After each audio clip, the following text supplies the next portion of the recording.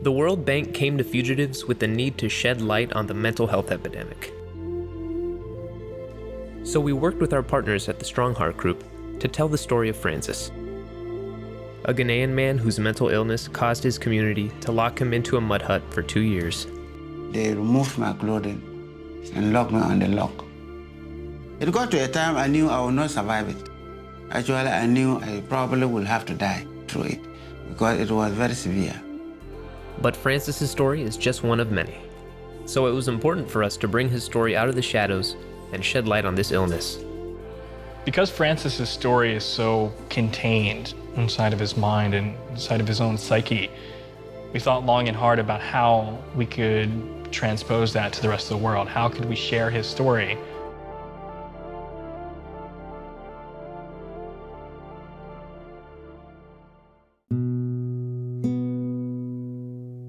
Wow, man. Virtual reality is at its best when it strengthens your connection to the story. Oh my gosh, this is beautiful. Every time you approach a project, it's always about investigation. We had lots of still images of Francis. We had 4K video, 2K video. How could we use that 360-degree space to tell the story we wanted to tell with all the elements that we had? Our first attempt, we created these very elaborate CGI worlds. We started seeing what these look like in virtual reality, and as we looked around the world, it was missing something for us. It misses all the dirt and the grit and the grime that you need to tell a story like this. It didn't have the heart. In order to get the best footage to tell Francis's story, we needed to go to where he actually had this experience. This is what Ghana looks like. We worked with a couple local NGOs to set up a meeting with Francis. And so we got him to come and meet us at a rural village that we could set as the background for his story. Ready? Sing. In the morning, early in the morning, I will rise and praise the This village had a school in it with a bunch of great kids, and Francis is a school teacher. So we were able to film him in front of the school, film inside the classrooms. And I think the amount of footage we were able to get with both Francis and the variation of the locations really helped tell that story of what his journey was about. Thank you. That was good. Back in the States, we started stitching together all of the footage of Francis and began discussing how we would frame his story into the bigger picture of mental illness. So the whole story is told singularly about Francis. The event is actually much larger. It's about a whole group of people that need help. We utilize stars to then talk about the many people that need help. Since the viewer is immersed in this world where they can look around pretty much anywhere, we're presented with a challenge of finding the tools to focus people's attention and actually tell a story. Part of how we did that is constructed the stars animating on in a certain way that would draw your attention to a certain point on the frame. And that we wanted the viewer to watch as the stars unfold in front of them, but then reduce it back down to one. And that one is where we pick up our main character. My name is Francis. I love my work as a teacher. There was a moment in this film when Francis is falling deeper and deeper and deeper into despair and depression.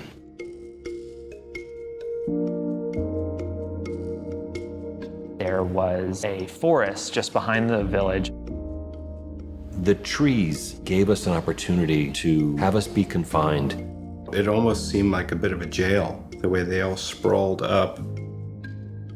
And you'll see him bounce around through all the different areas in the scene, as if you're running through a forest and you don't know how to get out.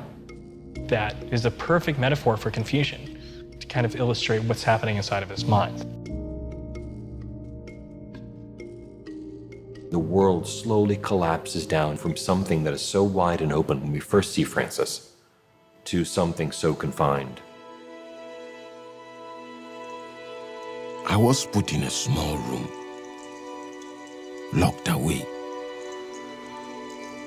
The mud hut for us was obviously the most important scene of the film. That's the depth of his despair, which is, for us, the climax of the story. We've also stayed very square with our camera through most of it until this one section, where we're in darkness and we can play with your mind. I did not know what day it was. Food sometimes never came.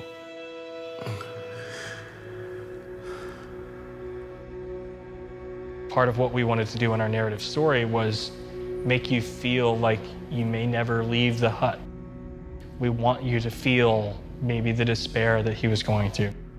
For 2 years, alone. I thought I had nobody. There's a general mood that had to be reflected. The colors were very dingy and then kind of a really grungy, grainy, dirty look. But then we also augment that with images of Francis.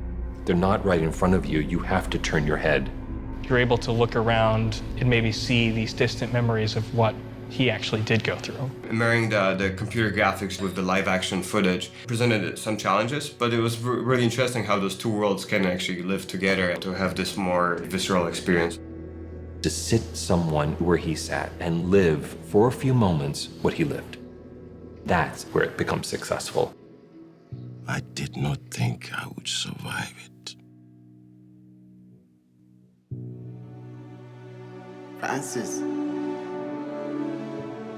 Francis. A friend from teaching found me help.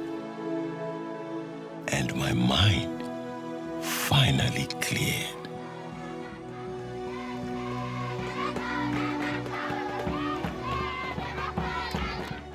We knew we wanted to end the story being around kids. All the kids had just been released from school, so we ran out with the VR rig and told them to run around it. And for us, when we put that scene into the film, it was so appropriate. By using the help of visual effects and replacing skies, we were able to kind of create a mood. Things would get brighter, the sky would be more vibrant, and it felt like him coming out of his depression in the form of color. Simply the act of children running in an open, sunny, bright, beautiful world like that is exactly what we want you to feel at the very end of the film, because it's exactly how Francis feels now that he's had help. It's almost like you as a viewer are Francis, and all these kids are welcoming you home. I have aspirations. I have ambitions. And as we move through the story and get to the end, we were able to look at all the people that this could happen to. It's taking the whole concept of the star field to the next level. We've replaced the stars that represent different people with actual photographs of them. And you're able to stand up, look around, and see hundreds or thousands of faces. Virtual reality is perfect for that. We're going to create an urgency to treat these illnesses and this epidemic like we would any other epidemic. We loaded the final product onto headsets to play the film for 250 delegates from all over the world. Thank you so much for being here. I want to take a moment to talk to you about the power of virtual reality, which is what you're going to see here with the story of Francis. Many people will look at this film and go, it's rather simple in its design, but it's purposefully simple. If any one thing stands out, then the film isn't doing its job. And the work should only be about telling a good story. It is as though you are walking with Francis along all of this. I was in Francis's world. You get to really feel what it's like. When the door finally opened, I felt a sense of relief because it was so real. I don't think of my progress in life now, but I think of the health I have. That is enough for me.